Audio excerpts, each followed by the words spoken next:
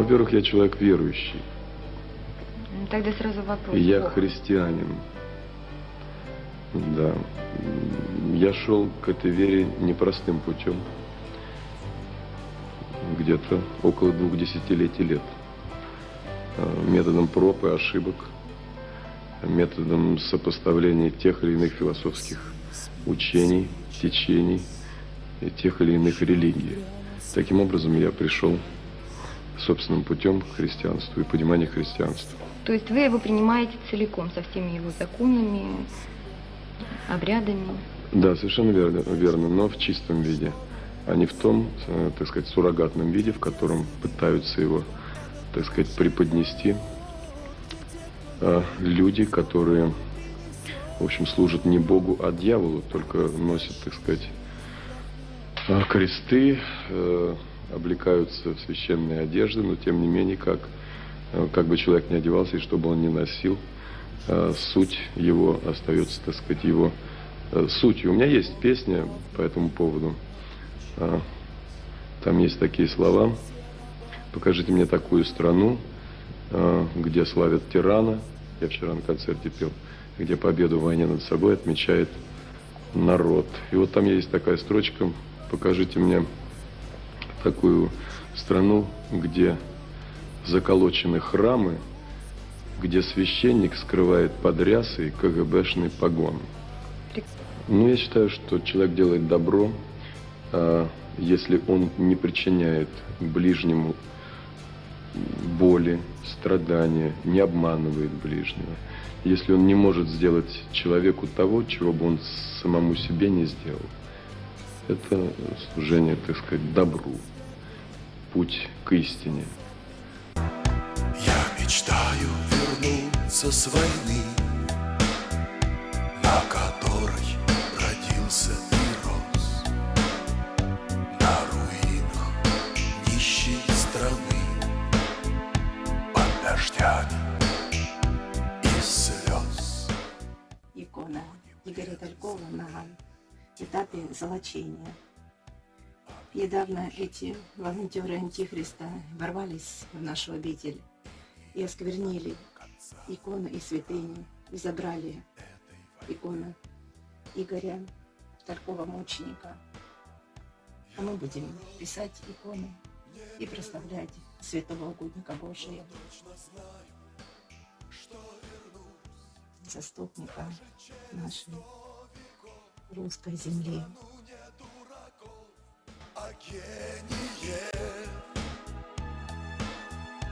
И поверженный в бою я воскресну и спою на первом дне рождения страны, вернувшейся с войны.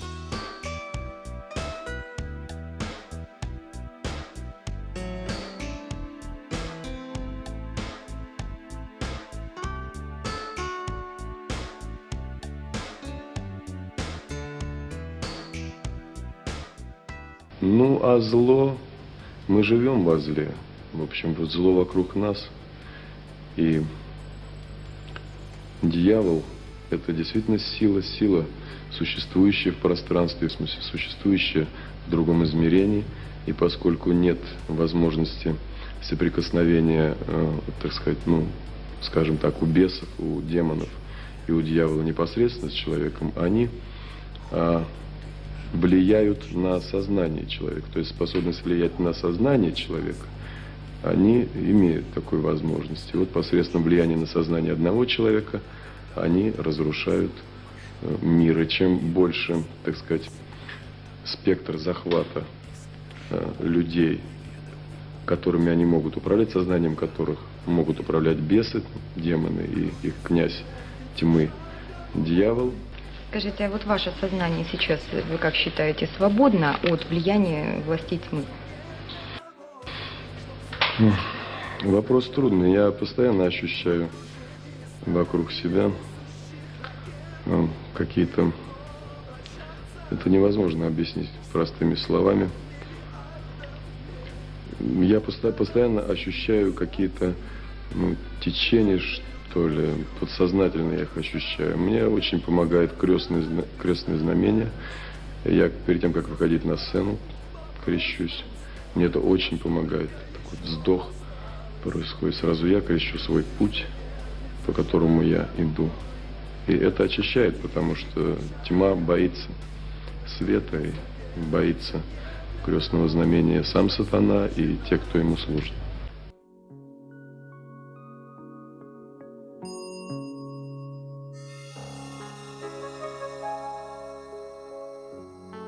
Первый вопрос, который я себе задал, это было очень давно, лет в 13. Кто я? Почему я родился на этой земле? Что такое смерть? Почему, если мы умираем навсегда и никогда больше не будем жить, к чему тогда эта жизнь? Почему нас учат добру и делать только добро, когда все равно мы превращаемся в прах? И то, что нам пишут в книгах, что человек продолжает жить в своих детях, человек продолжает жить в своих красивых делах, все это блеф. Человек в это не может поверить, потому что он так устроен. Он хочет жить. Вам чуточку повезло, вы можете оставить себя в песнях.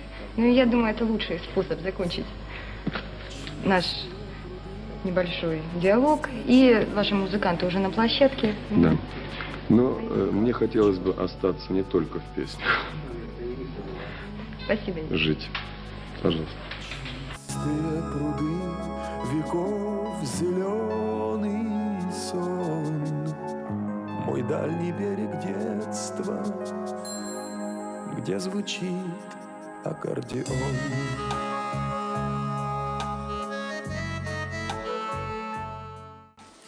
Через всю жизнь поэта и композитора прошла боль за судьбу нашей Родины, как разваливали огромную империю, как русских людей превращают в дешевую рабскую силу. Трагедия, случившаяся с Родиной в начале столетия, не могла не волновать сердце поэта. И он пытался пробудить русское национальное самосознание ото сна. Как настоящий сын и воин Руси, он поразил красного дракона в голову. Тебя связали кумачом и опустили на колени. Сверкнул топор над палачом, а приговор тебе прочел кровавый царь, великий гений. Он не мог молчать, бросив вызов сионизму в России. И обличал ложь, фальшь и беспринципность и лицемерие. Он затронул те нити, прикасаться к которым опасно для жизни.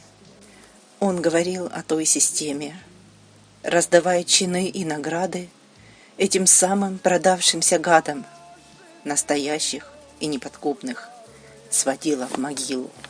Слова мученика Игоря за 5 лет до гибели. Мы живем в самое страшное время для нашей Родины, в момент кульминации войны правителей с народом. И они слуги черных сил, деятельность которых направлена на уничтожение любви, ибо только любовь может победить зло. Своими песнями он наступил на горло красному дракону, и он ему не простил это обличение, послав своих верных слуг.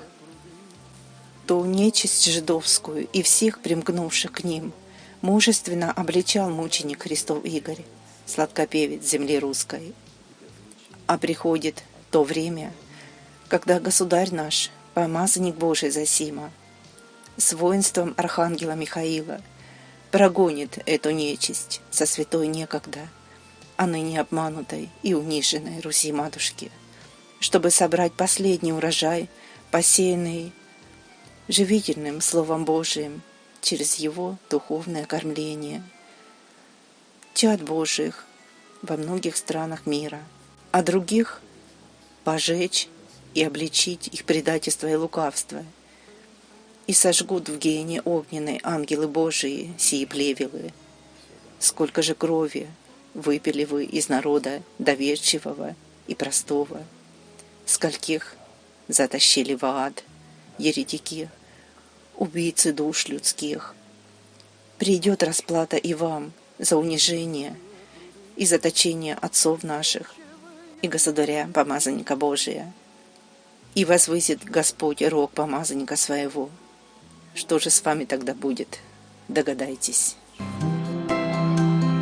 Кончен бал, погасли свечи, не успевшие поджечь всю планету, и не вечным оказался красный меч, пропитавший кровью землю невиновной стороны, что бельмом сияло белым в черном глазе сатаны. Сатана гулять устал, гаснут свечи, кончен бал. «Моя миссия на земле закончена», цитирую слова Сергея Фокина. Последнее время Игорь снится мне на концертах. Середина 80-х. Игорь еще неизвестный, и я снимаю его творческий вечер на видео. Столько слышу неизвестных песен, и такая божественная добрая музыка, что слезу прошибает. А просыпаюсь и не помню. Я все пытаюсь взять его лицо крупным планом, его неповторимые глаза. Постоянно снятся концерты. Потому и группу так назвал. Мне снятся новые, необычные аранжировки старых песен. И я чувствую, что Игорь сам бы так сделал сейчас. Раньше снилось, что я переключаю каналы и случайно вижу какой-то архивный концерт Игоря и судорожно пихаю в видик первую попавшуюся кассету и записываю. А потом осознаю, что запись не идет, и концерт кончился, и понимаю, что больше никогда его не увижу. Просыпаюсь в холодном поту. Видимо, сказывается деятельность в этой группе. А в 91-м, через 3 дня после убийства, Игорь приснился весь в белом и сказал мне: «Я не умер, просто моя миссия на земле закончена. Меня ждут другие дела». И ушел в свет. И тогда я написал первые взрослые стихи о жизни и правде и понял, что дело Игоря надо продолжать. Если не я, если не мы, то кто? На сцене сейчас не видно. Я видел у вас крест. Это актерский аксессуар, сценический или... Нет, крест, видите, он у меня сейчас находится под майкой. И на сцене он у меня находится под майкой, просто иногда выскакивает из-под него. То есть я не вешаю его наверх никогда специально. Вот. Нет, я человек верующий. Крест этот мне был подарен одной очень хорошей женщиной. Вот. Изготовлялся он в местах заключения. Крест освященный. Вот. Я его никакой крест не променяю. Мне предлагали и золотые, и серебряные, и дарили мне золотые. Но этот крест я не променяю никакой. Он стальной, он мой. Свидетельство о мученике Игоре. Его клиросом будет вся Россия. Воспоминания о пророческих словах батюшки, исповедника о певце Игоре Талькове. Считаю своим долгом поделиться такими воспоминаниями. Однажды в городе Туле в 1978 или 79 году в храме 12 апостолов подхожу до службы к левому клиросу, а мне говорят: к нам приезжал молодой человек из Щекино. У него такой слух хороший, а петь с нами на клиросе не стал. Очень жаль. Тут рядом стоял отец Иоанн. Жил 92 года. Скончался в 2000 году. Был в заключении на Соловках. Помню, тогда батюшка очень внимательно посмотрел на меня и торжественно сказал: его клиросом будет вся Россия. Он будет великим избранником Божьим. Одна старушка так возмутилась на слова батюшки. Охламон какой-то. Брянчит там на гитаре, и он бдеть великим. Батюшка опять очень внимательно посмотрел на меня и так же торжественно, как-то победно, воинствующе произнес такие слова. Его инструмент – гитара. Это его оружие. Он будет великим человеком. И ушел в алтарь. Старушки начали ругать батюшку. Мол, вместо того, чтобы молодого человека в семинарию наставить, Он одобряет его участие в самодеятельности, пение под гитару. Я тогда совершенно ни на что не обратила внимания. Помню, как-то мой отец, участник Великой Отечественной войны, сидит перед телевизором и мне говорит: «Вот телевизор, посмотри, как наш щекинский малый поет, как коммунистов разносит и не боится, что его убьют. Вон какой смелый». Прошло много лет, скончался мой отец. Поехала на Ваганьковское кладбище и увидала могильный крест. Он мне показался духовно величественным. Тогда спросила: кто же так прожил, что заслуживает такой благодатный крест? Прочла и тогда вспомнила, с какой гордостью отзывался об этом певце мой отец. На могильной оградке прочла адрес музея Игоря Талькова. Там купила диск и книгу воспоминаний мамы и брата. Прочла, что он родом из Щекина, и тут же вспомнила эпизод на клиросе, в храме 12 апостолов, в городе Туле, и пророческие о нем слова батюшки-исповедника. Он будет великим избранником Божьим. Его инструмент – гитара. Это его оружие. Он будет великим человеком. Пророческие слова о нем сбылись. Его клиросом стала вся Россия.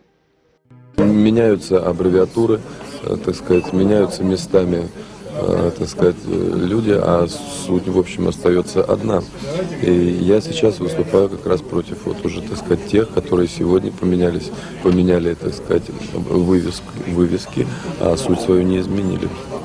Так, в общем, конкретно-то вы на чьей стороне? Я на стороне народа.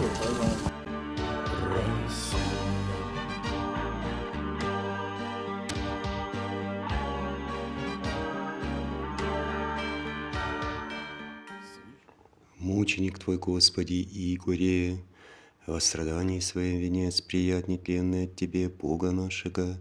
Имей, Бог, крепость Твою, мучителей не сложи, сокруши и демонов немощные дерзости, того молитвами спаси души наша.